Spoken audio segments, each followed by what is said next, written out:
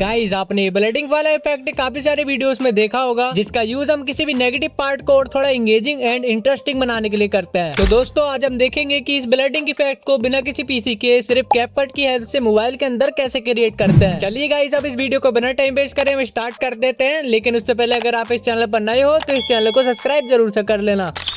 अब मैं कैपकट को ओपन कर लेता हूँ, देन इसके बाद मैं न्यू प्रोजेक्ट पर क्लिक करके अपनी रिक्वायर्ड क्लिप को इंपोर्ट कर लेता हूँ।